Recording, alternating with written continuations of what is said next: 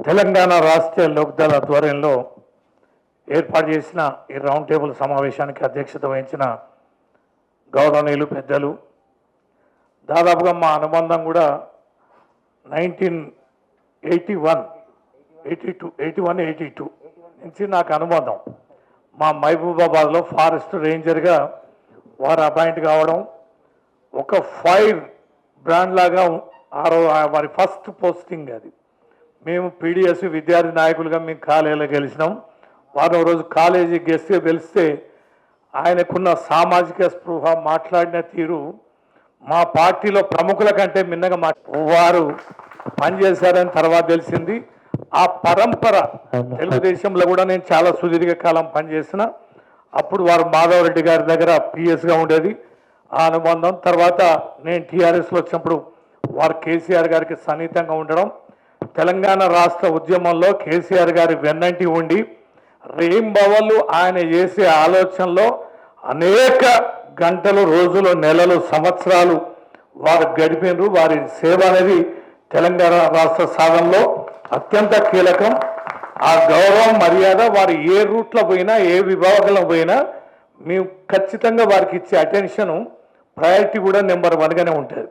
ఒక ఎథిక్స్, ఓ క్యారెక్టరు, బ్రహ్మాండమైన సామాజిక స్పృహ ఆ పని విధానంలో ఉన్నారు కనుకనే వారు ఇచ్చిన ఒక్క పిలుపుతోటి మహబూబాబాద్ నుంచి డైరెక్ట్గా కనీసం ఫ్రెష్ అప్ అయ్యాను వస్తానంటే లేదు డైరెక్ట్గా అంటే మా కేటీఆర్ గారు 1 గంటకు మీటింగ్ పెట్టారు. లేకపోతే అందరిది విందు. కాకపోతే మొదటిసారి నాకు అవకాశం రావడం, సరే కొంత అంత పెద్ద డిఫరెన్సెస్లోకి ఏం పోను, కాంట్రవర్సీ ఏం పోను, కానీ ఇది ఖచ్చితంగా వారి వ్యక్తిత్వానికి ఒక మంచి ప్రాజెక్టు మీద చర్చ పెట్టడానికి అవకాశం ఇచ్చినందుకు వారికి ధన్యవాదాలు తెలియజేస్తూ, దత్తాత్రేయ గారి గురించి తెలియదు, మహా గొప్ప మనిషి. ఆయన జీవితం అంతా సామాన్య ప్రజలు, పేద ప్రజలు, వారు ఉంటున్న ఇల్లు ఎక్కడ, ఆయన కొనసాగింది హైదరాబాద్ ప్రజలకి, మన తెలంగాణకి ఒక బ్రాండ్ అంబాసిడర్. వారు ఆ నిర్వహించే కార్యక్రమాలు కానీ, అలాయ్ బలాయ్ లాంటి కార్యక్రమాలు కానీ గొప్ప వ్యక్తి. మరొక స్టార్స్ మన తెలంగాణ ప్రజలందరూ కూడా గర్వించదగిన వ్యక్తులలో ప్రొఫెసర్ అరగోపాల్ గారు, తెలంగాణ ప్రజల వామపక్ష భావజాలానికి ప్రతినిధిగా, ప్రొఫెసర్గా వారి జీవితకాలం అంతా ఆయన కరగదీసుకొని ఎలా పనిచేసి ఎట్లాంటి భావజాలాన్ని తెలంగాణలో నింపింది అనేది యావత్ ప్రజలకి తెలుసు. అందుకనే శ్రీధర్ గారు కూడా గొప్ప రచయితే కాకుండా వారి జీవితం అంతా కూడా అనేక రంగాల నిపుణులు, నిష్ణాతతో అనుబంధం కలిగి ఉండడం, వారు కానీ వన్నాల శ్రీరాములు గారు కానీ, శ్రీనివాస్ గారు కానీ కార్యక్రమాల్లో పాల్గొంటున్న మీ అందరు కూడా నేను నమస్కారాలు, శుభాకాంక్షలు తెలియజేస్తూ, అదే ఇక్కడ ఎందుకు ఈ పర్సనాలిటీస్ అన్నామంటే that is the character of Dilip Kumar అని. అంటే మనం ఏ సాంగత్యంలో ఉంటే, ఏ రకమైనటువంటి వ్యవహారం ఉంటే మనకు ఆ రకమైన వ్యక్తుల, సంస్థల, వ్యవస్థలతోటే ఆ సంఘీభావం, సాన్నిధ్యం అనేది ఉంటుంది. అదే సింబాలిక్ ఆఫ్ క్యారెక్టర్ అవుతుంది. అందుకనే ఇంత పెద్ద దిగం వారు ఆహ్వానించడాన్ని ఎన్నటికీ మర్చిపోలేనని తెలియజేస్తూ, తెలంగాణ అనేది నిజంగా అభివృద్ధి చెందాలి. అభివృద్ధికి దూరమైన, నిజంగా మనం పైన ఉన్నాం, నదులేమో కింది భాగాన ఉన్నాయి. సాగునీరు అనేది మనకు పెద్ద సమస్యగా ఉండే, సాగునీరుకి అనుకూలమైనటువంటి సారవంతమైన భూములు ఉన్నాయి. అంటే పంట పండడానికి సారవంతమైన భూములు ఉన్నాయి, కానీ ఆ పంట పండించడానికి కావలసిన నీరు కానీ, కరెంటు కానీ లేకపోయింది. కష్టపడే తత్వం తెలంగాణ ప్రజల్లో ఉన్న ఆ కష్టానికి తగినటువంటి అవకాశము, హంగులు, ఆ వనరులు అనేటివి అనుకూలంగా లేకుండే. అందుకనే తెలంగాణ రాష్ట్రం కావాలనే సుదీర్ఘమైన పోరాటం. విద్య, వైద్యాన్ని కూడా దూరమైన, విద్య కూడా మన దగ్గర లేకుండే. ప్రపంచ హైదరాబాదు, ఇంత గొప్ప హైదరాబాదు మనకున్న ఈ తెలంగాణ ప్రాంతం చుట్టూ ఆవరించి ఉన్న ఈ హైదరాబాద్లో చదువుకునే అవకాశం కొద్ది మంది మాత్రమే ఉన్నది తప్ప యావత్ తెలంగాణ బిడ్డలకి, అన్ని మారుమూల ప్రాంతాలకి ఎడ్యుకేషన్లో కూడా లేకుండే. ఇన్ని రకాలుగా మనం వెనుకబడి ఉన్నాం. అందరి ఫలితంగా పెద్దలు దత్తాత్రేయ గారి నుంచి మొదలు పెడితే అరగోపాల్ గారి యొక్క వామపక్ష భావాలు కూడా సమకూర్తే ఎన్నో శక్తులు, వ్యవస్థలు, సంస్థలు ఒక తాటి మీదకి ఉద్యోగస్తులు, సంఘాలు, కుల సంఘాలు అన్ని రకాలుగా వస్తే తెలంగాణ రాష్ట్రం అనేది సాధించుకున్నాం. Yes, exactly. ఎవరు కూడా దీంట్లో డిఫర్ కాలే. తెలంగాణ గడ్డ మీద పుట్టిన ప్రతి బిడ్డ అడవిలో ఉన్న, ఇక్కడ జనారణ్యంలో ఉన్న తెలంగాణ కావాలనుకున్నాం, తెచ్చుకున్నాం. సరే, క్రెడిట్ అనేది మాకు దక్కింది, కేసీఆర్ గారికి దక్కింది. తత్ఫలితంగా ఒక 10 ఏళ్ళు అధికారంలో కూడా వచ్చాం. అధికారంలోకి వచ్చాక కొంత పెను మార్పులు అనుకున్న మేరకి, మీరు అనుకున్న మేరకి జరగకపోయినా కానీ యావత్ దేశంలో తెలంగాణ రాష్ట్రం కొత్త రాష్ట్రమైన విద్యుత్తులో కానీ, వ్యవసాయంలో కానీ, ఐటీ రంగంలో కానీ, అభివృద్ధిలో కానీ, శాంతి భద్రతలో కానీ, గ్రీనరీలో కానీ, నీటిని అందించడంలో కానీ, తాగునీరు, సాగునీరు కానీ అనేక రకాలుగా మనం కాస్త ముఖం తెలివితోటి ముందున్న అనడంలో ఏ రకమైన సందేహం లేదు. ఈ క్రమంలోనే ఒక అధికార మార్పు అనేది జరిగింది. ఈ అధికార మార్పు జరిగినప్పుడు కొత్త ప్రభుత్వం కూడా తమ బ్రాండ్ని, తమ ఐడెంటిటీ కోసం కొన్ని ప్రయత్నాలు చేస్తుంది. ఏ ప్రభుత్వమైనా చేస్తుంది, ఈ ప్రభుత్వం కూడా ఆ దాంట్లో భాగంగా హైదరాబాదు తలమానికంగా ఉండాలి, ఒక గొప్ప నగరంగా ఉండాలి. ఈ గొప్ప నగరాన్ని తీర్చిదిద్దడంలో కొన్ని పనులు చేపట్టాలి. ఆ పనులు చేపట్టే కార్యక్రమంలో ఈ హైడ్రా కార్యక్రమం కానీ, ఈ యొక్క మూసి ప్రక్షాళన కానీ మరొక సంకల్పం తీసుకున్నారు. దాంట్లో ఎవరమైనా అభినందించాల్సిందే. మన హైదరాబాద్, మన తెలంగాణకి తలమానికం, గుండెకాయ, ఆదాయంలో కానీ, ఐడెంటిటీలో కానీ అన్ని రకాలుగా బ్రతుకును, జీవితాన్ని ఇవ్వడంలో హైదరాబాద్ అనడంలో ఏ రకమైన సందేహం లేదు. హైదరాబాద్కి ఈ దేశంలో స్థానం ఉంది. ఈ దేశంలో ఉన్న స్థానానికి అనుగుణంగానే అభివృద్ధి చేయాల్సినటువంటి బాధ్యత కూడా ప్రభుత్వాల పైన ఉంది.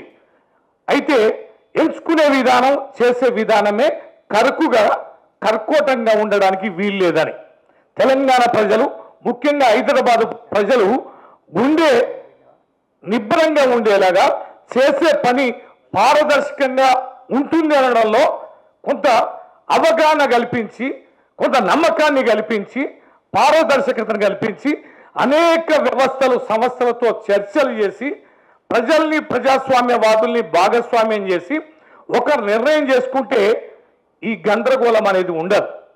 చేసే అభివృద్ధికి ఎవరు అడ్డంకి ఉంటారు? నీ దగ్గర డబ్బులు ఉంటే నువ్వు ఇచ్చిన హామీలు, స్కీములు అమలు పరుస్తూనే నేను హైదరాబాద్ గొప్పగా చేస్తా అంటే లేలే చేయడానికి వీల్లేదు, ఈ మురికి కంపు ఇట్లనే ఉంటుందని మా బీఆర్ఎస్ కూడా అనడం లేదు. చేయండి, కానీ చేసే విధానంలో కరుకుగా ఉండదు. డాక్టర్ కూడా చెప్పారు, వైద్యుడు పోగానే తారెత్తిపోయేలాగా చెప్పరు. వైద్యుని కూర్చోబెట్టుకొని నీకున్న జబ్బు ఇది, నీకున్న పరిస్థితి ఇది, ఈ సర్జరీ అనేది చేస్తాం, ఇంతకాలం పడుతుంది, నీకు అవుట్ ఆఫ్ డేంజర్, నువ్వు ఇంకా గతంలో కంటే శక్తివంతుడిగా ఉంటావు, నువ్వు ఆ శక్తివంతుడిగా ఉండాలంటే నేను ఈ ట్రీట్మెంట్ చేయబోతున్నా అని అంటే ఆ పేషెంట్ కన్విన్స్ అయితే కోఆపరేషన్ 100% ఉంది, ట్రీట్మెంట్ కూడా సక్సెస్ అవుద్ది, పేషెంట్కు న్యాయం జరుగుద్ది. అందుకనే వైద్యుడు డాక్టర్ అనేవాడు పేషెంట్తో మాట్లాడాలి, కన్విన్స్ చేసుకొని వైద్యం ప్రారంభించాలి. ఇండ్లు కొల్చేటప్పుడు, ఈ యొక్క పని మొదలు పెట్టేటప్పుడు కొంత చెప్పాలి. మీరే అన్నారు స్వయంగా 1,50,000 కోట్లు అయిద్దానని. 1,50,000 కోట్లు అయింది, 1,50,000 ఏంది అనేది ఒక సందేహమే కదా. అసలు ఏం చేస్తారు? దీని బఫర్ జోన్ ఉంటుంది, ఇన్ని మీటర్ల వరకు తొలగిస్తామంటే ఎంత పోతుంది, ఏం చేస్తున్నావు, ఏం వేస్తావు అక్కడ, ఇన్ని ఇల్లు కూలగొట్టి ఏం చేస్తావని ఒకటి.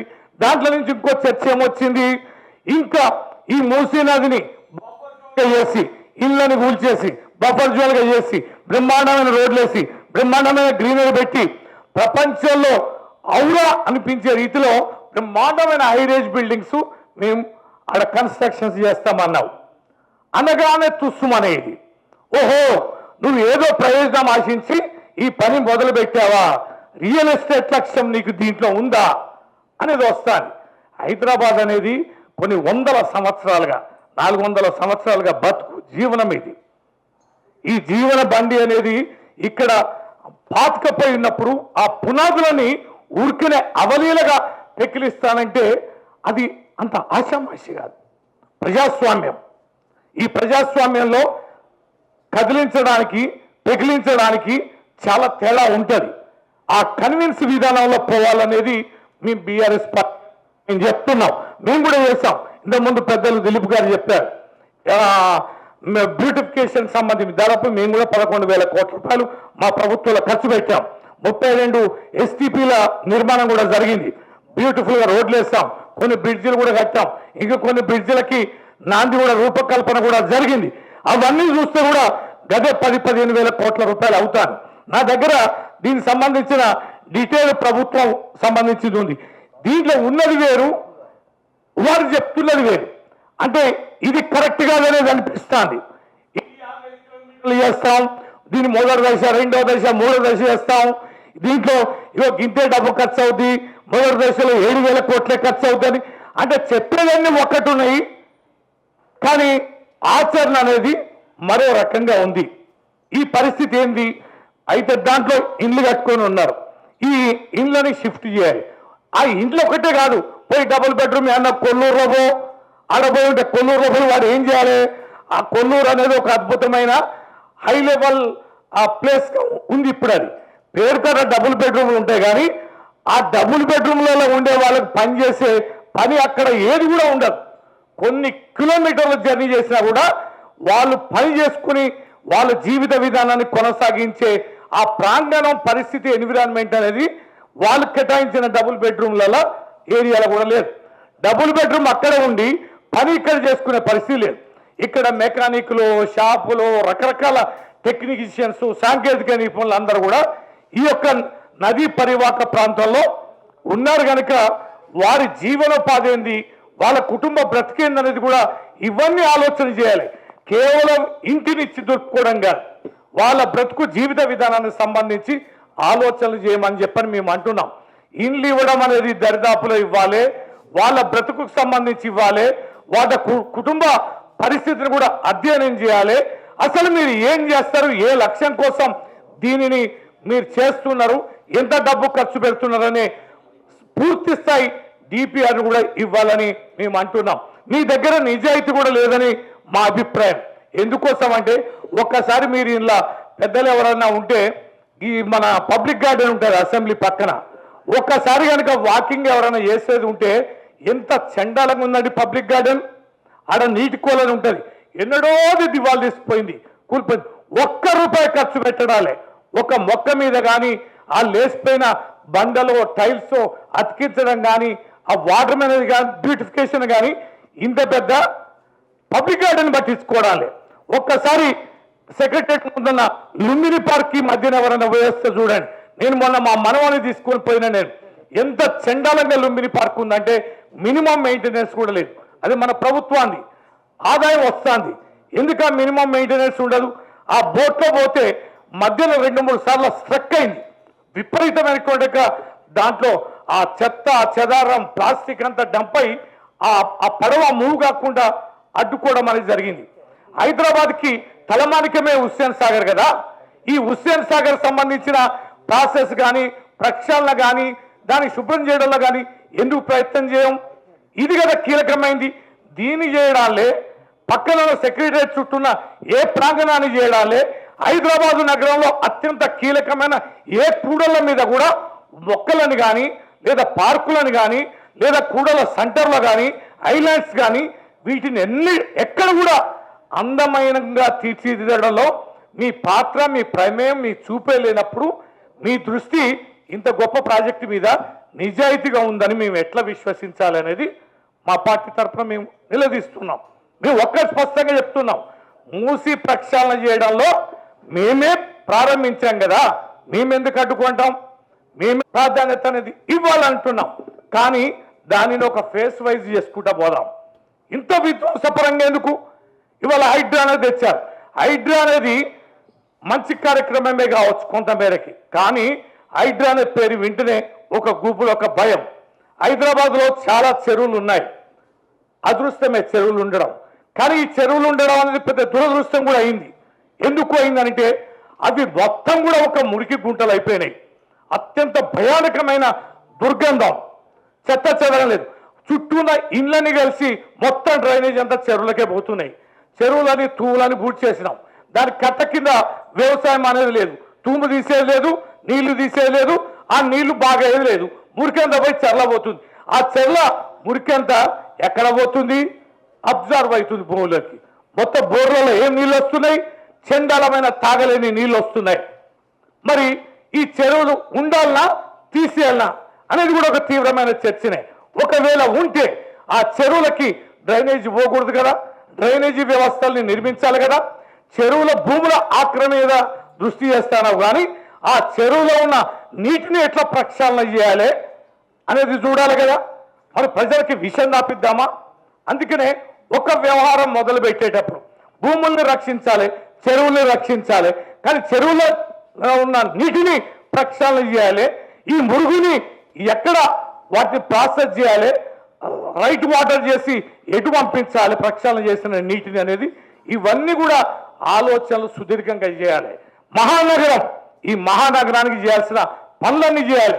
కానీ ప్రజాస్వామ్యబద్ధంగా ప్రజలకు అర్థమయ్యేలాగా, ప్రజాప్రతినిధులు రాజకీయ పార్టీలను మెప్పించేలాగా అనేక సంఘాలని, అనేక వ్యవస్థల్ని సమన్వయం చేసుకుంటూ హైదరాబాద్ను గొప్పగా తీర్చిదిద్దాలనేదే మా ఉద్దేశంగా చెప్తూ, మరి చాలా మంది ఉన్నారు, ఎక్కువ డీటెయిల్స్ పోలేకపోయినా ఆ మూసీ ప్రక్షాళనకు సంబంధించి ఈ ప్రభుత్వానికి చిత్తశుద్ధి లేదు, నిజాయితీ లేదు, డిపిఆర్ లేదు, బడ్జెట్ మీద స్పష్టత లేదు, పని విధానాన్ని మొదలుపెట్టే విధానంలోనే లోపం ఉంది. ఆ లోపాలను అన్నిటినీ సరిచేస్తే మూసీ ప్రక్షాళన ఆ ప్రాజెక్టు ముందుకు పోవాలని నేను కోరుతున్నాం. మేము కూడా కాళేశ్వరం కట్టినాం. ఎన్ని వేల ఎకరాలండి? ఒక మల్లన్న సాగర్ 18,000 ఎకరాల భూమిని మేము ఎక్వైరీ చేశాం. అట్లా రంగనాగర్ సాగర్, అట్లా కొండపోషమ్మ, అనేక రిజర్వాయర్లు కెనాల్స్ చేస్తాం.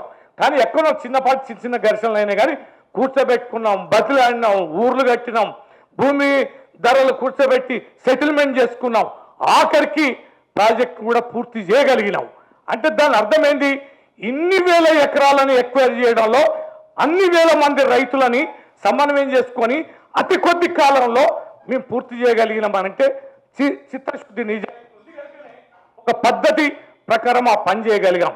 ఆ పద్ధతి లోపించిందనేది మా ఉద్దేశంగా తెలియజేస్తూ, పెద్దలందరూ కూడా దీని విషయంలో చర్చ పెట్టాలి. ఇది ప్రభుత్వం ముందుకు రాకపోయినా ఇది మన వాళ్ళందరం, అన్ని సంఘాల వారం, అన్ని వ్యవస్థల వారం మాట్లాడితేనే ఈ మొండి ప్రభుత్వం దిగి వస్తుంది, సరైన విధానంలో ముందుకు తీసుకెళ్తుందని తెలియజేస్తూ, ఆయన చెప్పినట్టుగానే నాకు 1972 నుండి పరిచయం. ఆ పరిచయం ఇప్పటిదాకా అలాగే కొనసాగుతున్నది. ఆయన రాజకీయ పార్టీలు తర్వాత చాలా ప్రయోగాలు చేశాడు దిలీప్. ఆయన మైండ్ ఎప్పుడు యాక్టివ్గా ఉండి ఏదైనా ఒకటి చేయాలి అనే ప్రయత్నం చేయడంలో భాగంగా ఇవాళ ఈ మూసీ ప్రాజెక్ట్ గురించి మనందరినీ పిలిచి మన అభిప్రాయాలు కనుక్కొని ప్రభుత్వానికి వాళ్ళ పార్టీ తరఫున సలహాలు ఇవ్వాలి అనే ప్రయత్నం ఏదైతుందో అది చాలా మంచి ప్రయత్నం. ఎందుకంటే ఒక ప్రాజెక్ట్ గురించి భిన్నమైన వర్గాలు ఏమనుకుంటున్నాయి, తర్వాత సమస్యలు ఏమిటి, దీన్ని పారదర్శకంగా ప్రజానుకూలంగా అక్కడ నివసించేటువంటి ప్రజల జీవనము అస్తవ్యస్తం కాకుండా ఈ ప్రాజెక్టు నిర్మాణం జరగాలి అనేటువంటిది బహుశా ఇక్కడ కూర్చున్న చాలామంది అభిప్రాయం. మూసీ ప్రాజెక్ట్ని మనం ఎవరము అపోజ్ చేయడం లేదు. బహుశా ఇక్కడ కూర్చుని ఎవరు కూడా మూసీ ప్రక్షాళన వద్దు అనేవాళ్ళు ఉందని నేను అనుకోవడం లేదు. కానీ ఈ ప్రక్షాళన అనేటువంటి కార్యక్రమం తీసుకున్నప్పుడు దీంట్లో 3-4 సమస్యలు ఉన్నాయి. ఒకటి, ఏషియన్ డెవలప్మెంట్ బ్యాంక్ నుంచి లేదా మీరు ప్రపంచ బ్యాంకు, మీరు అంతర్జాతీయ ద్రవ్య సంస్థల దేని నుంచి అయినా అప్పు తీసుకున్నా మనకు నిర్ణయాధికారం చాలా తక్కువ. వాళ్ళు పెట్టేటువంటి నియమాలు, వాళ్ళు పెట్టేటువంటి నియంత్రణ ఏదైతుందో చాలా ఉంటుంది. ప్రపంచ బ్యాంక్ కానివ్వండి, ఏషియన్ డెవలప్మెంట్ బ్యాంక్ కానివ్వండి. ఒక ఉదాహరణ చెప్పాలంటే ఏషియన్ డెవలప్మెంట్ బ్యాంక్ నుంచి మనము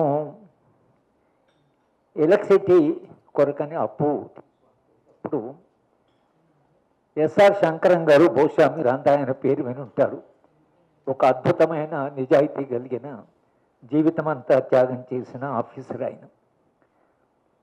టిఎల్ శంకర్ గారు ఆయన ఏషియన్ డెవలప్మెంట్ బ్యాంకు వెళ్తూ శంకరం గారిని కూడా తీసుకెళ్ళేవాడు. ఇద్దరి దగ్గర స్నేహితులు. ఏషియన్ డెవలప్మెంట్ బ్యాంక్ పెట్టిన ఒక కండిషన్ ఏమిటంటే, భారతదేశంలో ఎలక్ట్రిసిటీకి సంబంధించి ఏ మార్పులు చేసినా మా పరిమితి లేకుండా చేయకూడదు. అంటే అగ్రిమెంట్లోనే అది భాగం. మా పరిమితి లేకుండా ఏ మార్పు చేయకూడదు. వాళ్ళప్పుడు 200 కోట్లు ఏదో ఇస్తున్నారు. శంకరం గారు ఈ దేశాన్ని ప్రేమించిన వాడు కాబట్టి, శంకరం అంటే మీరు ఇచ్చే 200 కోట్లకి మీ పర్మిషన్ లేకుండా ఒక స్వతంత్ర భారతదేశము, సార్వభౌమ దేశము, మా సార్వభౌమత్వాన్ని మీద పెట్టమంటున్నారు. ఇది మాకు అంగీకారం కాదు. మేము మీ అప్పు తీసుకోం, మేము వెళ్ళిపోతాం, కానీ ఈ కండిషన్ మాత్రం మేము ఒప్పుకోం. వాళ్ళు 2-3 అంతకుముందు అగ్రిమెంట్ చేశారు సార్. మన తరఫున అందరు సంతకాలు పెట్టారు. మీ వాళ్ళే ఇతరులు వచ్చి సంతకాలు పెట్టారు. మీకేం అభ్యంతరం అంటే, శంకరం గారు చెప్పిందంటే మాకు అభ్యంతరం ఉంది. దేశ స్వాతంత్రాన్ని, సార్వభౌమత్వాన్ని ఇక్కడ మేము మార్టిగేజ్ చేయడానికి రాలేదు. దాంట్లో ఏం చేయాలి అని 2 రోజుల చర్చ జరిగిన తర్వాత, ఎలక్ట్రిసిటీకి సంబంధించిన ఏ మార్పులు చేసినా ఆ మార్పులు మాకు కూడా తెలియజేయాలి అని మార్చారు. అది మారిస్తేప్పుడు సంతకాలు పెట్టారు. చెప్పడం సరే, ఇన్ఫార్మ్ చేయడం అని చేస్తాం, ఓ copy will mark to you, అంతేగాని మీ పర్మిషన్ లేకుండా మేము మార్పులు చేయకూడదని ఇలాగే ఉంటాయి. ఈ ప్రపంచ బ్యాంక్ నుంచి తెచ్చే అప్పులన్నీ ఇలాగే ఉంటాయి. కనుక ఏషియన్ డెవలప్మెంట్ బ్యాంక్ ఏ కారణమైతే అప్పిస్తామంటున్నారు. వాళ్ళు పెట్టిన షరతులు ఏంటో మనకు తెలియదు. ఆ షరతులు తెలిస్తే ఎందుకు పారదర్శకంగా, ఎందుకు ప్రభుత్వం ఇలా ఇబ్బంది పడుతున్నది? ఎందుకంటే మూసి ప్రక్షాళన అందరం ఉంటున్నాం. ప్రత్యేకంగా అలాంటి వాళ్ళకి మేము మేధా పాట్కర్ వచ్చినప్పుడు పాదయాత్ర చేసాము మూసి ప్రాంతంలో. మేమందరం ముక్కులు మూసుకొని పోతే వాళ్ళు అంటున్నారు, మీకు 10 నిమిషాలు 20 నిమిషాలు ముక్కులు మూసుకుంటున్నారు, మేము ఇక్కడ ఎట్లు బతుకుతున్నాము, మీరు ఎప్పుడైనా ఆలోచించారని అడిగారు.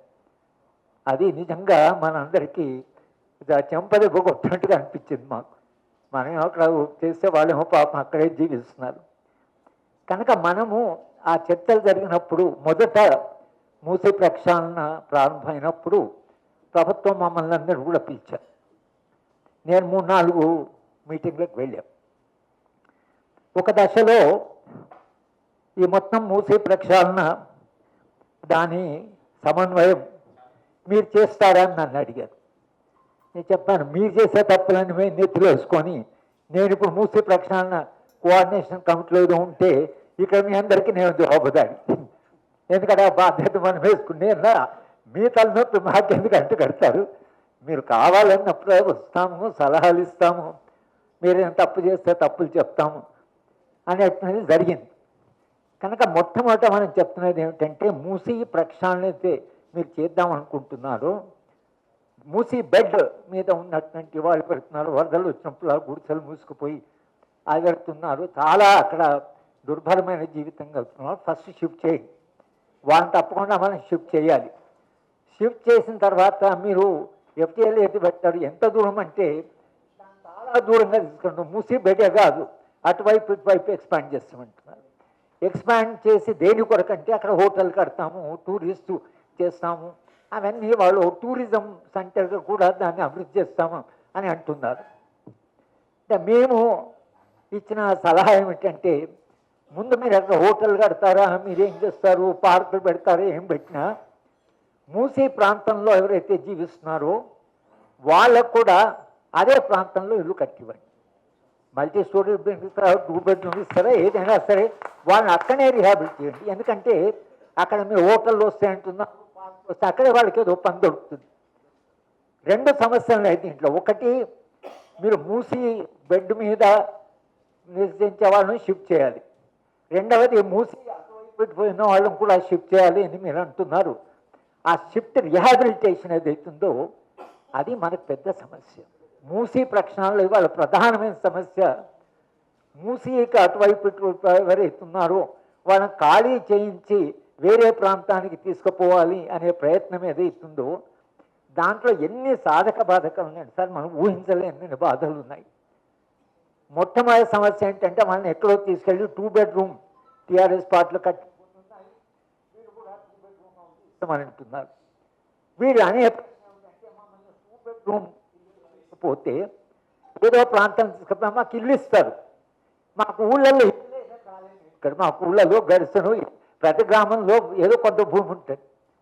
గ్రామంలో ఇల్లు లేకుండా వాడు ఎవరు ఉండరు, ఏదో ఒక రకం ఇల్లు ఉంటుంది. మేము ఇల్లు లేక రాలేదు, మేము పని కొరకు వచ్చాం. మీరు ఇల్లు ఇస్తామంటున్నారు, కానీ మీరు ఆ ఇంటికి తర్వాత మా పని ఏమవుతుంది, అప్పుడు మేము ఎక్కడ పోయి పని చేయాలి అనేది ఒక సమస్య. రెండవది పిల్లల చదువు. ఈ కాలేజీ కూడా పెట్టి జూనియర్ కాలేజీలు ఉన్నాయి ఆ ప్రాంతంలో, పిల్లలు అక్కడ ఉన్నారు. ఇంకెక్కడో పెడితే మా పిల్లలు ఎక్కడ చదువుతారు, ఎక్కడ ప్రభుత్వం ఏముందంటే మీ పిల్లలకి అక్కడ దగ్గర ఉంటే వాళ్ళకి అడ్మిషన్ ఇప్పిస్తాం, తప్పకుండా ఆ అడ్మిషన్ బాధ్యత మేము తీసుకుంటాం అనేటువంటి ఒక మాట అన్నారు. అడ్మిషన్ మీరు తీసుకుంటారు కానీ గుడిసె పక్కకే ఏ కాలేజో స్కూల్ ఉంది, మరి అక్కడ పోతే మా పిల్లలు ఎక్కడ పోతారు, వాళ్ళు దూరం ఉన్న స్కూల్లో పెడితే ట్రాన్స్పోర్ట్ ఇస్తామన్నారు. ఇవన్నీ ఒక అనేది రిహాబిలిటేషన్లో పిల్లల చదువు, వాళ్ళకి చేతి నిండా పని. మూడవది ఏంటంటే గుడిసెలు ఉండేవాళ్ళు కోళ్ళు పెంచుకుంటారు, చిన్న చిన్న గొర్రెలు మేకలు పెంచుకుంటారు. హౌస్లో కింద ఉండేవాళ్ళ సంఖ్య పైపోయిన వాళ్ళకి అవన్నీ చేయడానికి లేదు. అక్కడ వాళ్ళు ఇల్లు మేకలు కోళ్ళు వీళ్ళు పెట్టుకుంటారు, పక్క ఇంకో ఫ్లాట్ ఉంటాడు. ఆ సమస్య కూడా ఉంది. అంటే వాళ్ళ జీవన విధానం ఏదైతుందో ఆ జీవన విధానము డిస్టర్బ్ అయినప్పుడు వాళ్ళని మీరు షిఫ్ట్ చేసినప్పుడు ఉండే సమస్యలు ఏవైతున్నాయో అందుకనే డిపిఆర్ కావాలండి. డిపిఆర్ ఏమైనా ఉంటే ఏమైందంటే ప్రాజెక్ట్ రిపోర్ట్లో కంప్లీట్గా రిహాబిలిటేషన్ చేసే కొందరిని చేశారు, కొందరిని షిఫ్ట్ చేశారు. షిఫ్ట్ చేసి రూమ్ హౌస్ అలాట్ చేస్తే అది ఎవరికి అమ్ముకున్నారు, ఎవరు ఎమ్మెల్యేనో లోకల్ రాజకీయ నాయకులు. వీళ్ళు అక్కడ పోతే ఇల్లు ఖాళీ లేదు, అక్కడ ఇల్లు ఖాళీ లేదు. మీరు ఎక్కడి నుంచి వచ్చారు, మేము ఇల్లు కొన్నామని వాళ్ళు రికార్డు చూసాం, ఇల్లు కొన్నాం అంటున్నారు. వీళ్ళేమో మమ్మల్ని ఇక్కడ ఖాళీ చేయించారు, గుడిసెగులు కొట్టారు, అక్కడ పోయి అక్కడ ఇల్లు లేదు. ఇంకోటి ఏంటంటే కొన్ని అది చాలా కాలం కింద కట్టినవి టీఆర్ఎస్ పీరియడ్లో వాళ్ళకి పంచలేదు కనుక అక్కడ ఎలక్ట్రిసిటీ లేదు, వాటర్ సమస్య ఇవన్నీ ఉన్నాయి. కనుక రీహాబిలిటేషన్ మీద కాంప్రహెన్సివ్ ప్లాన్ ఉండాలి. పిల్లల చదువు ఏంటి, వాళ్ళ పని సంగతి ఏంటి, వాళ్ళ జీవన విధానం ఏంటి అనేది. మూడో సమస్య ఏమొచ్చిందంటే ఒకే ఇంట్లో నలుగురు ఉన్నారు, ఆ గుడిసెకే గుడిసె మీద చిన్న ఇల్లు కట్టుకొని మీద కట్టుకున్నారు. రీహాబిలిటేషన్లో ఒక్క కుటుంబానికి ఇస్తారు, కానీ మిగతా కుటుంబాల మీ పేరు మీద లేదు అది గుడిసె. ఆ మిగతా కుటుంబాలు ఏం చేయాలి, వాళ్ళేమో అక్కడే ఉన్నారు. ఆయన దానకిషోర్ గారు ఆయన ఏమంటే సార్ ఇప్పుడు ఒక్కసారి ఒక్క మనిషికి మనం ఇస్తాం కానీ నలుగురు ఉన్నారంటారు, పోనీ నలుగురికి ఇస్తామంటే రేపు పొద్దున అందరు కుటుంబాలను తీసుకొస్తారు, ఇల్లు ఇస్తున్నారు రాండి. ఎవరో దాంట్లో ముగ్గురు ఉన్నారో ఎవరో నలుగురు ఉన్నారో మనకి ఎలా తెలవాలి అని ఆయన ఏమన్నాడంటే 24 గంటల్లో మాకు రిపోర్ట్ ఇవ్వండి, ఇంకెక్కువ టైం తీసుకోకుండా 24 గంటల్లో ఎక్కడెక్కడ ఒక్క కుటుంబం కంటే ఎక్కువ కుటుంబం ఉన్నో వాళ్ళు లిస్ట్ తీసుకురండి అన్నారు. ఈ సమస్యలు ఒకదాని మీద ఒకటి కనుక మనం ఇక్కడ నుంచి ప్రభుత్వానికి చెప్పాల్సిన రికమెండేషన్ ఏంటంటే రీహాబిలిటేషన్ ప్లాన్ ఏదైతే మీరు దాంట్లో ఉండే సమస్యలు ఏవైతున్నాయో అన్నీ అధ్యయనం చేసి ఆ సమస్యలకు మీరు ఏం పరిష్కారం చెప్తారనేది ఒకటి. అంటే రీహాబిలిటేషన్ తర్వాత వాళ్ళ జీవితం మెరుగుపడాలి. లేకపోతే మనం ఏమంటున్నామంటే మూసీ ప్రాంతంలోనే మీరు ఎప్పుడైతే అభివృద్ధి చేస్తారో అక్కడే వాళ్ళని రీహాబిలిటేట్ చేయండి. హోటళ్ళు తర్వాత ఇల్లు కట్టడము బంగళాలు పార్కులు పెట్టొచ్చు, కానీ అక్కడ జీవిస్తున్న వాళ్ళు ఎవరైతే ఉన్నారో వాళ్ళకు మీరు అదే ప్రాంతంలో రీహాబిలిటేషన్ చేయగలరా అనేటువంటి కూడా ఒకవేళ వాళ్ళు చేయగలిగితే దానివల్ల వచ్చేటువంటి ప్రయత్నం. ఇంకా దానికంటే పెద్ద ప్రాబ్లం సార్కు తెలుసు, గంగా నది ప్రక్షాళన. మీరు ఎంతకాలంగా గంగా ప్రక్షాళన గురించి మాట్లాడుతున్నాం.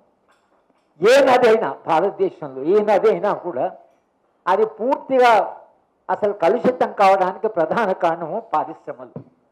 పరిశ్రమలు ఏం చేస్తారంటే అక్కడ ఎక్కడో పెడతాడు వాడు ఎఫ్లెంట్స్ అని తెచ్చి నద్ద పడి. దిలీప్ గారు మూసి రిజర్వేషన్ మీద ఈ సదస్సు ఏర్పాటు చేయడం చాలా సంతోషమైన విషయం. నేను వారిని చాలా అతి ముఖ్యమైనటువంటి ఈ సమస్య మీద ఇంతమంది పెద్ద ప్రముఖులు భేదావులు అందరూ కూడా పిలిచి ఈ రౌండ్ టేబుల్ కాన్ఫరెన్స్ ఏర్పాటు చేస్తున్నందుకు దిలీప్ గారిని మనసారా శుభాకాంక్షలు, ధన్యవాదాలు తెలియజేస్తున్నాను. అలాగే పెద్దలు చాలామంది ఉన్నారు. హరిగోపాల్ గారు, మన ఇంతకుముందు సార్ సిద్ధినటువంటి ఒక చాలా ప్రముఖులు శ్రీధర్ గారు, మిగతా అనేక మంది పెద్దలు, మన శ్రీరాములు గారు, ఈ యొక్క మూసి ప్రక్షాళన అనేదానికన్నా మూసి రీజనరేషన్ అనేది చాలా ముఖ్యం. ప్రక్షాళన వేరు. ఎప్పుడైనా భారతదేశము నదులకు చాలా పవిత్రమైనది. నదిని అంటే మానవుడు ఎప్పుడు కూడా ప్రకృతి దానితో పోరాటం చేయాలి, ప్రకృతితో సహజీవనం చేయాలి. కానీ ప్రకృతితో పోరాడి ప్రకృతికి అడ్డం పడతా అంటే అది తెలియకూడదని నేను మీకు సభాముఖంగా తెలియజేస్తున్నాను. కాబట్టి నదిని ఎప్పుడైనా కూడా నది యొక్క ప్రవాహం ఏది ఉండదో ఆ ప్రవాహాన్ని మార్చే ప్రయత్నం చేయాలి. ఆ ప్రవాహాన్ని కానీ మారుస్తే అది ప్రళయంగా మారుతుంది. నాకు బాగా గుర్తు, 100 సంవత్సరాల కింద మూసీ నది చాలా పెద్ద వరదలు వచ్చాయి. అప్పుడు నిజాం ఆలోచించి చాలా ఆయన బెంగళూరు శాస్త్రవేత్త మోక్ష గుణం ఆయన పిలిచి ఆయన దీనికి సమాధానం చేయమని ఆయన సూచిస్తే అప్పుడు వారు ఆ ఇంజనీర్ గారు 2 ప్రతిపాదనలు పెట్టారు. ఇవాళ నీటికి ఆధారమైనవి. ఒకటి ఉస్మాన్ సాగరు, రెండవది హిమాయత్ సాగర్. ఈ 2 చాలా పెద్ద చెరువు. ఆ తర్వాత మూసి యొక్క ఉన్నటువంటి దాన్ని, ఎందుకంటే ఈ మూసి వికారాబాద్, అనంతగిరి ఆ కొండలో దీన్ని పుడుతుంది. అక్కడి నుంచి ప్రవహించి ఈ మూసి మన హైదరాబాద్ గుండా ఇక్కడి నుంచి మన నల్గొండలో ఉన్నటువంటి వేడపాడ ఏదో పేరు ఉంది, నల్గొండలో ఉన్నటువంటి సూర్యాపేట ఉంది కానీ ఊరి పేరు వాడపల్లి నల్గొండ జిల్లాలో వాడపల్లి దగ్గర కృష్ణా నదిలో కలుస్తుంది. ఇది దాని సహజ ప్రవాహం. అందువల్ల ఇది దాదాపుగా 240 కిలోమీటర్లు ప్రవహిస్తుంది. హైదరాబాద్ సిటీలో 56 కిలోమీటర్లే. కాబట్టి ఈ మూసీ ప్రభావం కేవలం హైదరాబాద్ మీదనే కాదు, నల్గొండ, సూర్యాపేట లాంటి అనేకమైన ప్రాంతాల్లో, రంగారెడ్డి జిల్లాలో ఇవి చాలా ప్రముఖమైనటువంటి. సో అందువల్ల ఈ కాలుష్యానికి అంటే ఈ జీవనడి అని ఇంతకుముందు చెప్పారు. నదిని మనం ఈ మధ్యలో చాలా ముఖ్యమైన విషయం ఏంటంటే నదిని మనం పవిత్రంగా భావించాల్సిన అవసరం ఉంది. హరిగోపాల్ గారు చెప్పారు గంగా నది చాలా పవిత్రమైందని. గోదావరి అంతే, కృష్ణ అంతే. కానీ మానవుడు ఏం చేస్తున్నాడు? నదిని తన సొంతం కోసం దుర్వినియోగం చేయడానికి అక్రమాలు చేస్తున్నారు. కాబట్టి ఈ మనస్తత్వాన్ని మనం మార్చాలి. ఇవి ప్రభుత్వాలు మార్చలేవు. ఈ ప్రభుత్వం చట్టం ద్వారా రాదు. మీరు ఎంత నిర్బంధం చేసినా రాదు. కాబట్టి ప్రజల్లో మనం దీన్ని ఈ వాతావరణాన్ని పెంచాలి, ప్రకృతితో మనం సహకరించాలని. ఉదాహరణగా ఢిల్లీలో యమునా ఉంది. యమునా నది ఒడ్డున మహాత్మా గాంధీ గారు సమాధి పెట్టారు. సలహా ఇచ్చారు పెద్దలు, పెట్టకూడదని, కానీ పెట్టారు. పెట్టిన తర్వాత ఏమైంది?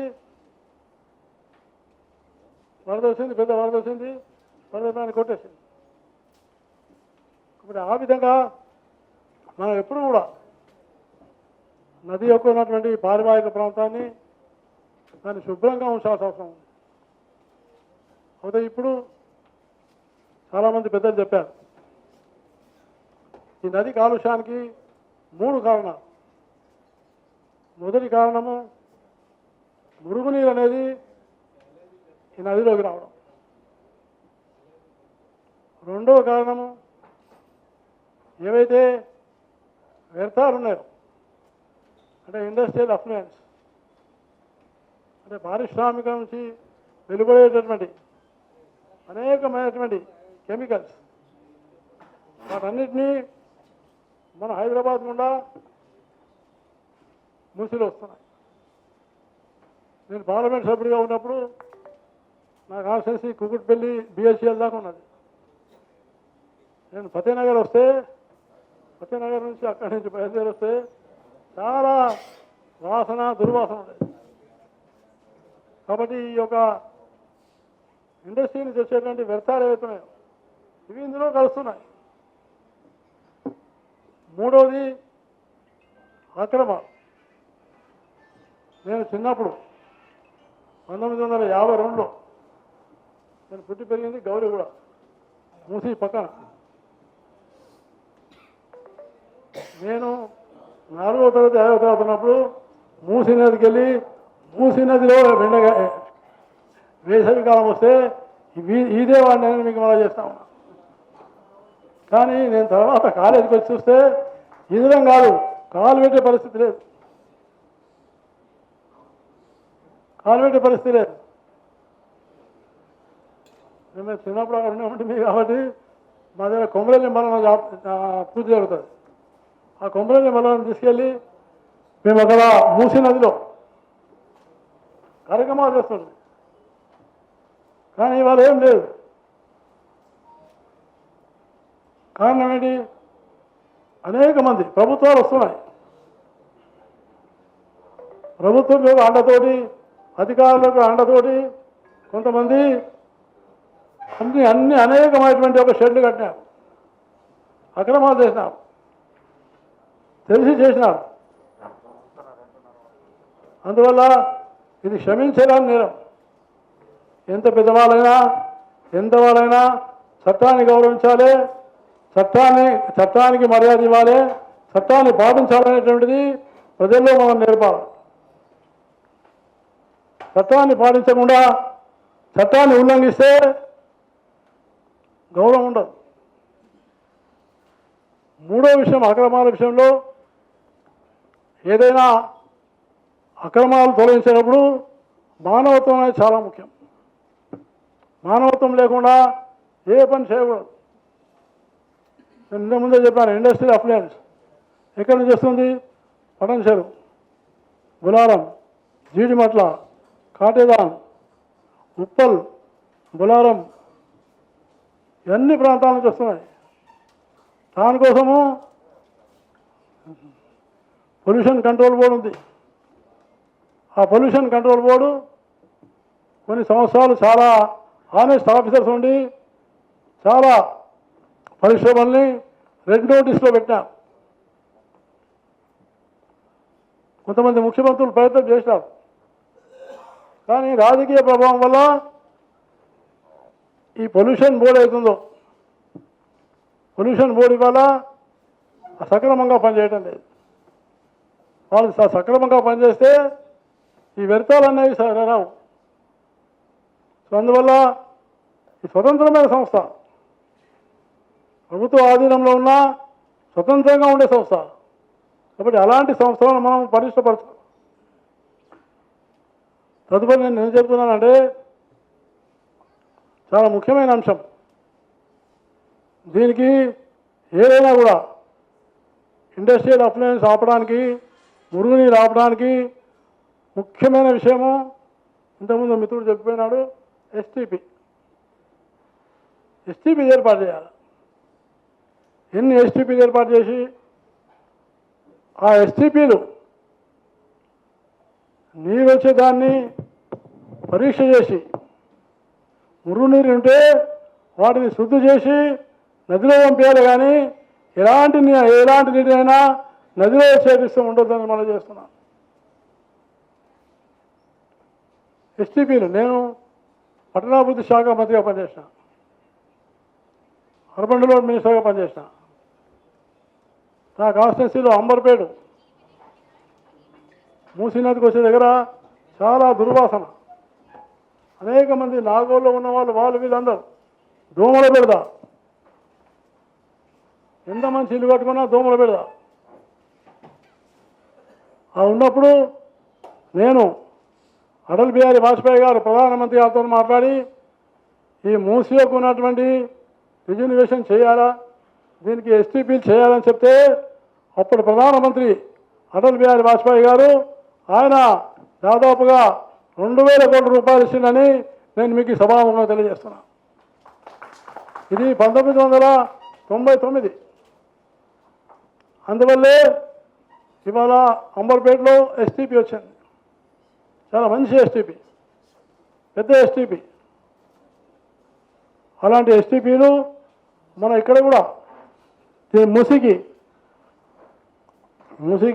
ఎస్టీపీలు ఉన్నాయి. ఎస్టీపీలు కూడా చాలా ముఖ్యం.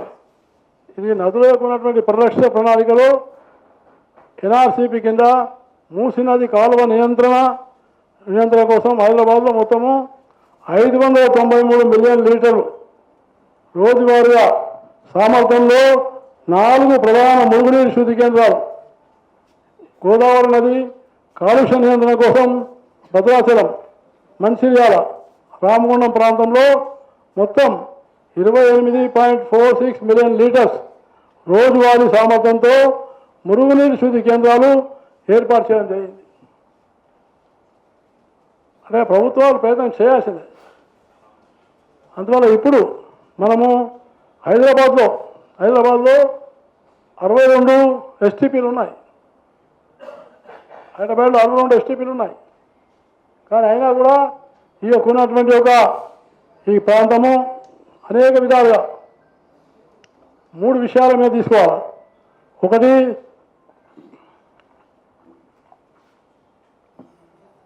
ఈ అఫ్లైన్ ట్రీట్మెంట్ ప్లాంట్ ఏది ఉందో, ఈ అఫ్లైన్ ట్రీట్మెంట్ ప్లాంట్ ఈ మూసీ నది దీంట్లో ఇంకొకటి ఉంది పెద్దది, చాలా హైదరాబాద్ సిటీలో చాలా నాళాలు ఉన్నాయి. ఈ నాళల్లో హైదరాబాద్ సిటీకి డ్రైనేజ్ పూర్తిగా లేదు. డ్రైనేజ్ ఇప్పటికి కూడా 20% కూడా లేదు. హైదరాబాద్ సుందర నగరం నిర్మాణం కావాలంటే అండర్ గ్రౌండ్ డ్రైనేజ్ తప్పనిసరిగా ఉండాల్సి ఉంటుంది. ఇల్లు కట్టేస్తున్నారు, ఎక్కడ పడితే అక్కడ ఇల్లు కట్టేసినాం, పర్మిషన్లు ఇచ్చిండ్రు. కానీ అందులో వచ్చేటువంటి అంత మురుగునీరు నాళాలకు వస్తున్నది. ఆ నాళాల నుంచి నేరుగా మూసీకి వస్తుంది. కాబట్టి ఈ నాళాలు తప్పకుండా నాళాల యొక్క ప్రభావం ఎంత అవుతుందో, అంటే దాని పరిభావం, ఆ పరిభావాన్ని కూడా ఉంచాలి. ఆ నాళాలు కూడా ఆక్రమించి అనేక మంది అపార్ట్మెంట్లు కట్టినారు, అనేక మంది ఇవి చేసినారు. అంటే మనిషిలో స్వార్థం ఎంతవరకు వెళ్ళిందంటే నేను తప్ప సమాజం అనే ఆలోచన లేదు. నేను బతకాలి, నేను బాగుపడాలి. సమాజం ఏంటిది? మిత్రుడు కత్తి వెంకటస్వామి గారు వచ్చినారు, ఆయన వేదిక మీద రావాల్సింది అనుకుంటున్నా. సమాజం బాగుపడాలని అవసరం ఉండాలి. అందుకనే హైదరాబాద్లో ఉన్న నాళాలు ఎన్నైతే ఉన్నాయో అవసరం వస్తే వెడల్పు చేయాల్సిన అవసరం ఉంది. హరిగోపాల్ గారు చెప్పారు, అక్కడే కట్టాలా అంటే సాధ్యం కాదు. కడతాము, రాజకీయ కారణం కడతాము, మళ్ళా పెద్ద వరద వచ్చిందంటే అవన్నీ కొట్టుకుపోతాయి. నేను పార్లమెంట్ సభ్యునిగా చూసినాను. చిక్కడపల్లి నడుస్తే నాకు నీళ్ళు ఇంతవరకు వచ్చాయి, నాకు నడుము వరకు నీళ్ళు వచ్చాయి, నడుము పై వరకు. అయినా అల్లే నడిచాను, ఎందుకంటే ఆఫీసుల కోసం. కారణం ఏంటంటే ఇవన్నీ కూడా అక్రమాలైనాయి. ఈ నాళాలన్నింటి కూడా శుభ్రం చేసి మూసిని ప్రక్షాళన అనేటువంటి పదం అది టెంపరీ ప్రక్షాళన కాదు. సరే, ఎందుకో మంచిది ముఖ్యమంత్రి రేవంత్ రెడ్డి గారు మంచిగా చెడుకో ఆలోచన చేసి ఆయన దీన్ని నేను చేస్తానని ప్రకటించడం చాలా సంతోషమైన విషయంగా నేను మనసారా భావిస్తూ ఉన్నాను. మనం ఏదైనా ఇలాంటి వేదిక ద్వారా ప్రభుత్వానికి సలహాలు ఇవ్వాలి. ఇలాంటి వేదిక ద్వారా ప్రభుత్వము ఫీడ్బ్యాక్ ఇవ్వాలి.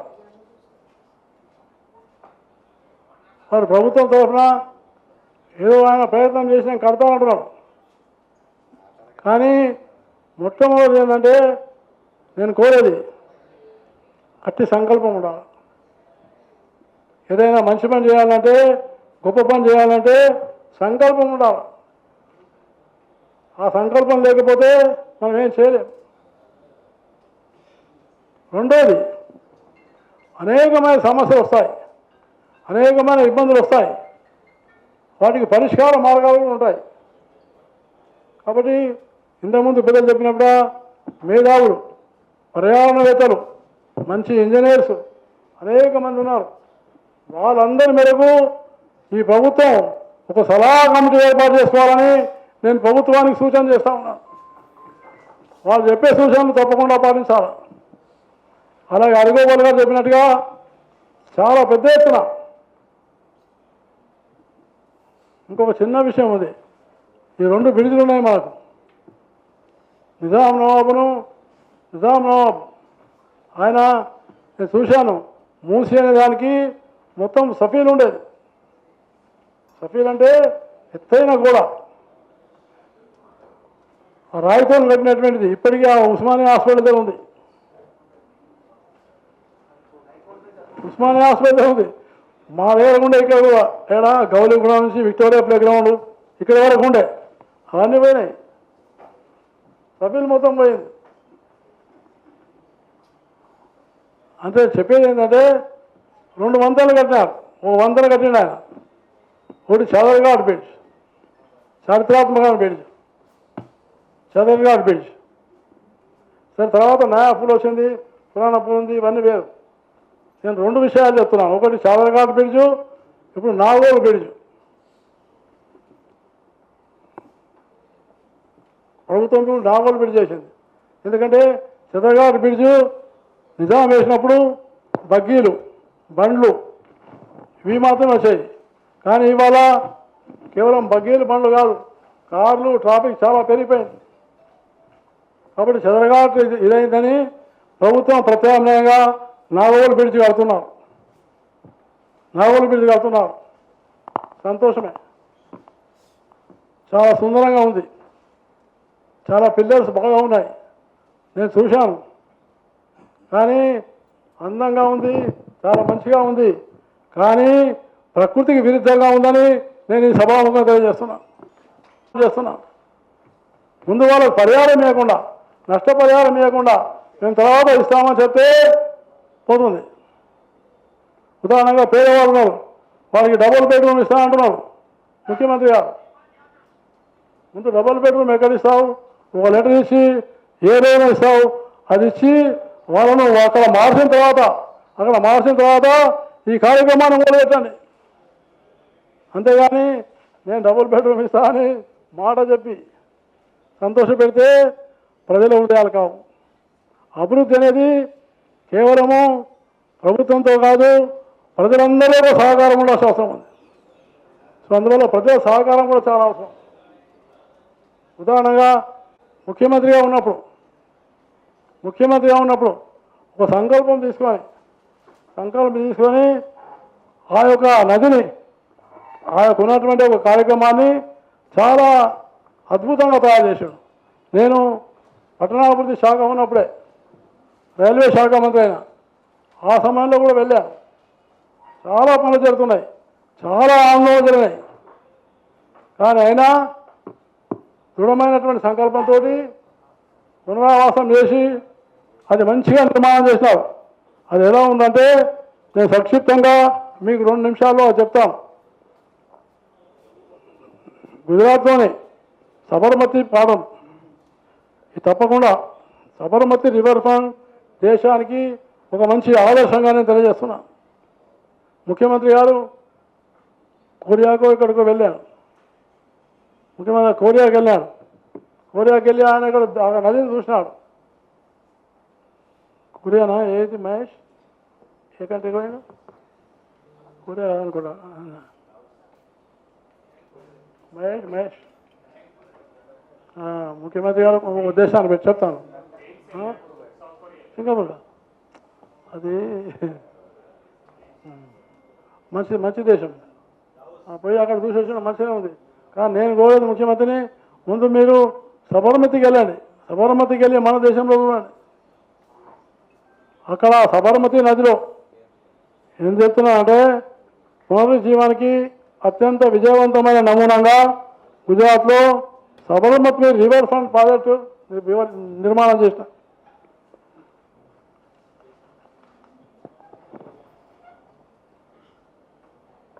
సబర్మతి నది కూడా చాలా కాలుష్యంగా ఉండేది, అక్రమాలు ఉండేవి, చాలా తీవ్రమైన సమస్యలున్నా కూడా దూరదృష్టితోటి ప్రణాళిక, రాజకీయ సంకల్పం, శాస్త్రీయ విధానం, సమర్థవంతమైన అమలు వల్ల నేడు అది దేశానికి ఆదర్శంగా ఉందని మీకు మనవి చేస్తా ఉన్నాను.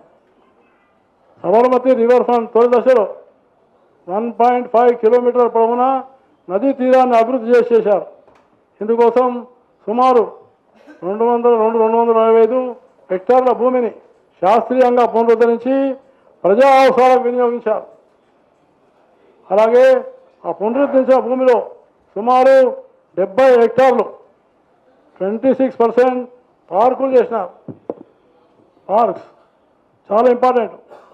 ఉద్యానవనాలు చేసినారు. దాంతోపాటు బహిరంగ ప్రదేశాల కోసం కేటాయించడం ఈ ప్రాజెక్టు ఒకటి విశేషత. ఈ ప్రాజెక్టులో ముందుగా నదిలో నేరుగా చేరుతున్నటువంటి మురుగునీటిని అడ్డగించి మురుగునీటి శుద్ధిని కేంద్రాలకు మళ్లించారు. వరదల నియంత్రణ కోసం శాస్త్రీయ ఎంబాటిక్మెంట్ నిర్మించారు. అనంతరం 2 వైపులా 11.5 కిలోమీటర్ల పొడవైన వాకింగ్ ట్రాక్ మరియు సైక్లింగ్ ట్రాక్, పార్క్స్, సాంకేతిక వేదికలు, ఇలా వినోద ప్రదేశాలు, పర్యాటక సౌకర్యాలు అన్నీ కూడా అక్కడ ఏర్పాటు చేయడం జరిగింది. కాబట్టి ఆ విధంగా నేను ముఖ్యమంత్రి గారిని కోరుతున్నాను, మీరు కూడా తప్పకుండా చేయండి, సంకల్పంతో చేయండి, అందరి సహకారం తీసుకోండి.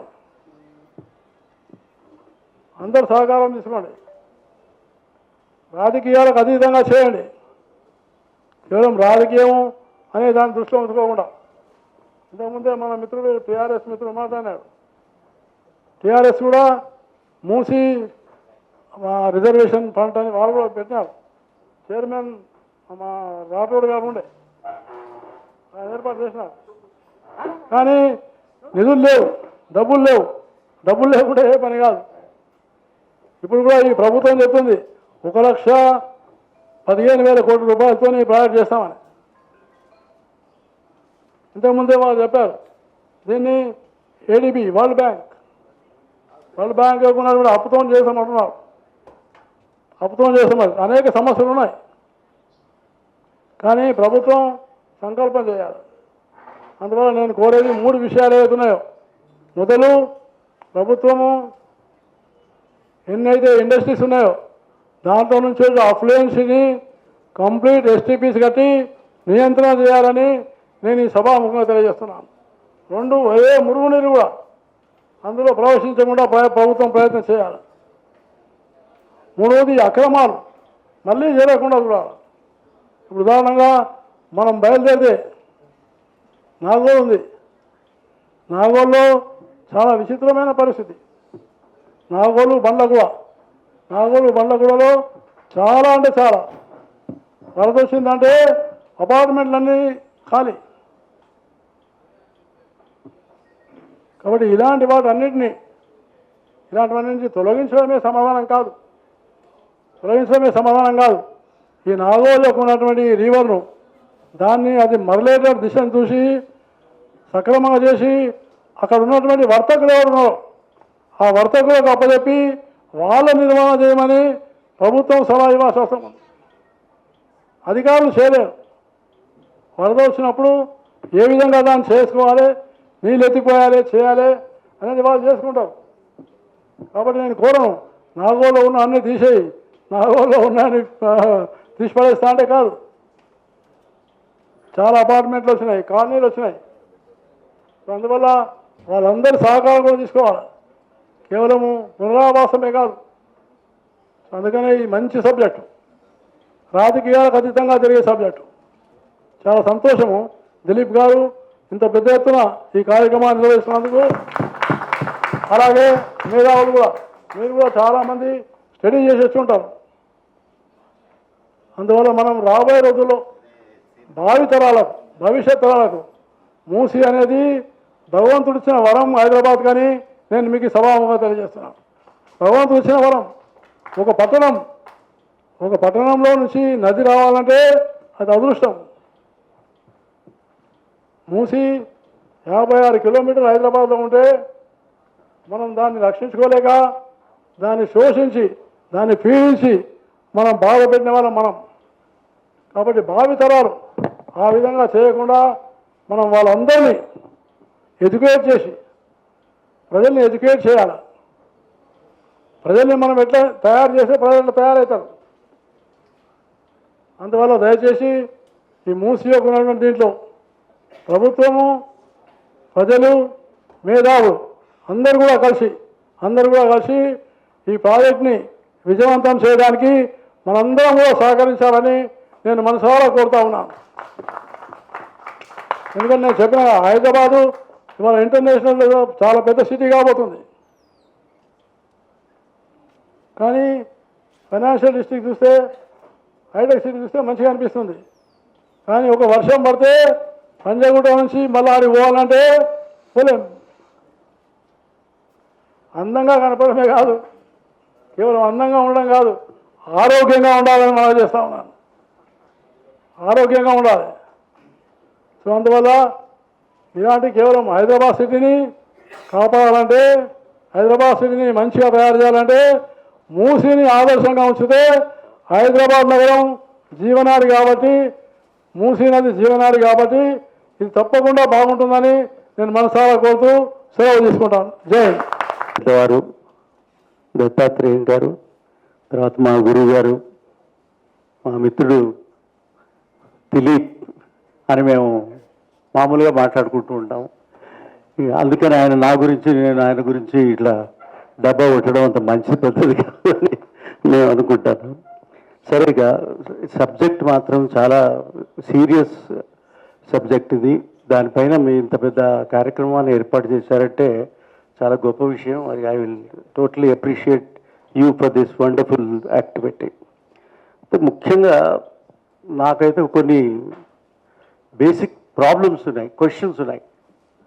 ఇప్పుడు ఈ హైదరాబాద్లో ఉన్న వాళ్ళకి, కొత్తగా హైదరాబాద్కి వచ్చిన వాళ్ళకి, లేదా ఇప్పుడు వచ్చిన కొత్త తరం హైదరాబాద్ వాళ్ళకి మూసి అనేది ఉందో లేదో తెలియదు. వాళ్ళకి మూసి ఉందా లేదా అంటే, మూసి అంటే మూసి వేయడమా, లేకపోతే మూసి వేతనా, ఈ ఏమిటి మూసి అంటే చాలామందికి తెలియదు. ఇప్పుడు చెప్తూ ఉంటే, అప్పుడప్పుడు చరిత్ర చెప్తూ ఉంటే, మరి యాదగిరి చెప్తుంటాడు, ఇవన్నీ చాలా విషయాలు చెప్తుంటాడు. ఆయన చెప్తున్నాడు, ఇది ఇట్లా ఉండేది, అట్లా ఉండేది, ఈ విధంగా వచ్చేది, ఇట్లా చెప్పేది. మనకి ఏమీ తెలియదు, మూసి గురించి ఏమీ తెలియదు. ఆ మూసి ఏమీ తెలియని మనకు నాలా అంటే తెలుసు, వాళ్ళు వరుసగా ఉన్న 4-5 నాలాల గురించి తెలుసు, కానీ నది గురించి తెలియదు. మనకు నది అనే అవకాశం, అధికారం మీకుందా? That is my question. మీరు నది అనడానికి వీల్లేదు, మీరు నాలా అనాలి అంతే. ఈ నాలా సుందరీకరణ అనండి. నదీ సుందరీకరణ ఎక్కడ చేస్తారండి? మీరు ఎక్కడ చేస్తున్నారండి? This very serious question. నేను కావాలని నేను ఆ మాట చెప్పదలుచుకున్నాను. మీరు ఏమిటి డబుల్ ఇంజిన్ నాకు గుర్తొస్తారు, డబుల్ ఇంజిన్ అనేది గుర్తొస్తున్నది నాకు. డబుల్ ఇంజిన్ ఎక్కడుంది? ఇక్కడ డబుల్ ఇంజిన్. ఇవి చాలా సీరియస్ క్వశ్చన్స్ ఇవి. అది జ్ఞాపకం చేయడానికి మాట చెప్తున్నాను. అదొక సంగతి. పెద్ద సంగతి, మనం మాట్లాడుకోవాల్సిన విషయం. ఇక రివర్ ఫ్రంట్ అంటారు. ఈ రివర్ ఫ్రంట్ అంటే ఏంటండి? This is my again serious question. Serious front అంటే ఏంటంటే, మీరు ఆ నది పక్కన ఉన్న ప్రాంతాలన్నింటిలో అంటే 55 కిలోమీటర్లట, ఇక్కడ 55 కిలోమీటర్ల దూరం మీరు ఏం చేస్తారు, అక్కడ సిమెంట్స్ పెడుతూ ఉంటారు. ఇటో సిమెంటు అటో సిమెంటు. సిమెంట్స్ని ఇంతింత పొడుగుగా మీరు సిమెంటీకరణ చేస్తూ ఉంటే, మీరు దీన్ని మనము కాలనీ అంటామా లేకపోతే అంటే దాన్ని ఏమంటారు, కాలువ అనాలా, నది అనాలా? నువ్వు సిమెంట్ చుట్టూ చేసిన తర్వాత అక్కడ ఇసుక ఎక్కడుంది? ఇసుక లేకపోతే అక్కడ నది ఎక్కడుంది? ఆ నది లేకపోతే నీ చెరువులు ఎక్కడున్నాయి? నీ చెరువు లేకపోతే ఇంకేమున్నాయి ఇక్కడ మీ దగ్గర? This is my question. మీరు ఇసుక అనేది లేకుండా చేస్తున్నారు, ఇసుక దొబ్బేసేస్తున్నారు, ఇసుక నాశనం చేసేస్తున్నారు. ఇసుక నాశనం చేసిన తర్వాత హైదరాబాద్లో మీరు ఇన్ని రకరకాల పెద్ద 50 అంతస్తులు 60 అంతస్తుల బిల్డింగ్లు కట్టుకుంటున్నారు కదా, మరి ఇక్కడికి వస్తున్నది ఇసుక ఎక్కడి నుంచి వస్తున్నది? ఈ ఇసుక నది నుంచి వస్తున్నది. ఈ నదిలో ఇసుకని చంపేసింది ఎవరు? ఇది క్వశ్చన్ చేయాలి. మీరు ఏం సుందరీకరణ అంటే ఏం చేస్తారు ఇట్లా? ఇది లేకపోతే ఏం చేస్తారు మీరు? This is my serious problem. తర్వాత ఇసుక దొంగలు కలుషిత కాలనీలు తయారు చేసి మీరు కూర్చోపెట్టినప్పుడు మీరు ఇంకా ఇది కాదు, ఒక కాలనీ కాదు, ఒక చెరువు కాదు, గుట్టలు కూడా తినేస్తారు, గుట్టలు కూడా నవిలేస్తారు, ఇక్కడ నవిలి మింగుతారు గుట్టీలు. తర్వాత ఇక పర్వతాలు కూడా పోతాయి. ఇక్కడ మనకి బంజారా హిల్స్ అని అంటారు. బంజారా హిల్స్ తర్వాత ఏమంటే జూబ్లీ హిల్స్ అంటారు. ఎక్కడున్నాయి సార్ హిల్స్? చూసారా మీరు ఎప్పుడైనా హిల్స్? ఎక్కడైనా హిల్స్ చూసినా మీరు? నవిలి మింగేసేస్తున్నారు హిల్స్ని. ఇది ఎక్కడుంది నీ పర్యావసనం ఎక్కడుంది? పర్యాకటన ఉంది. ఇల్లు కట్టేసిండు, దాని మీద ఇల్లు కట్టేసిండు. ఇప్పుడు అవన్నీ తీసేసి దాంట్లో మళ్ళీ కొత్త నిర్మాణాలు చేస్తున్నారు. చాలా దారుణమైన పరిస్థితి ఉంది అక్కడ. ఇక ఇంకొక మాట చెప్పాలండి, చెప్పేసి నేను ముగిస్తాను.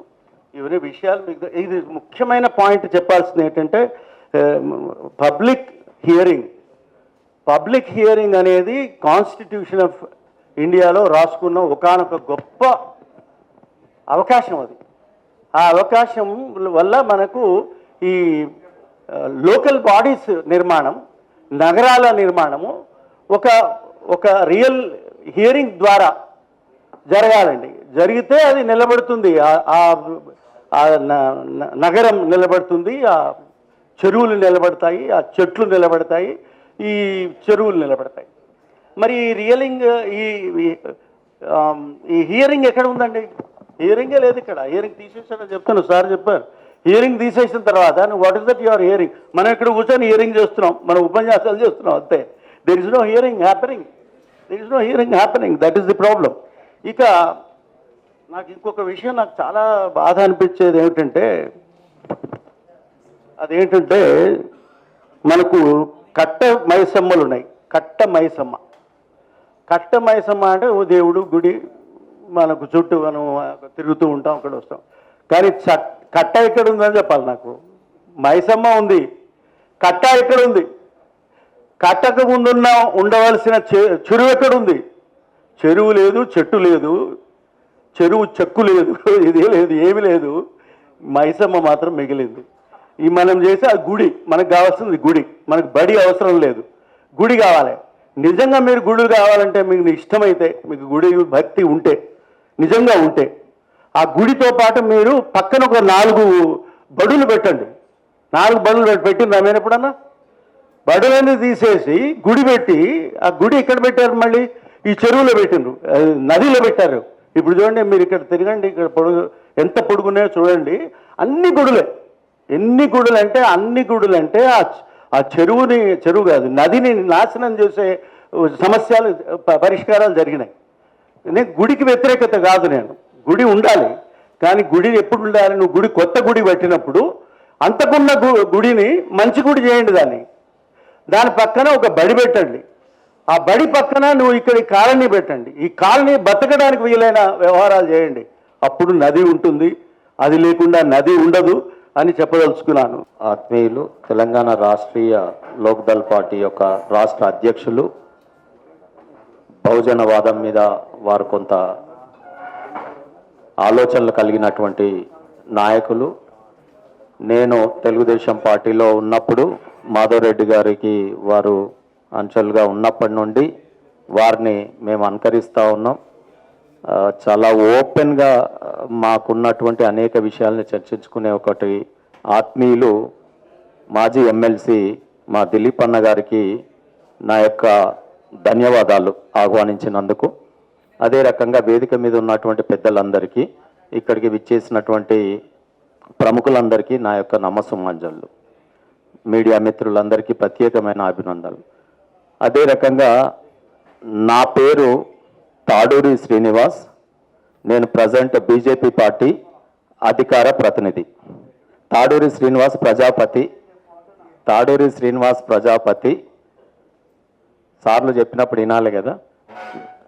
నేను బీజేపీ పార్టీ అధికార ప్రతినిధిని, వృత్తిరీత్యా అడ్వకేట్ని, రాజకీయ పరంగా ఇక్కడ ఉన్నాను. అయితే ఈరోజు మనం చర్చిస్తున్నటువంటి సమస్య మూసీ నది. నిజంగా కూడా మూసీ నది మురుగునీరు పారుతూ ఈరోజు దాంట్లో బురుగలన్నీ వస్తూ ఉన్నాయి. అదంతా కూడా మురుగు కాలుష్యం.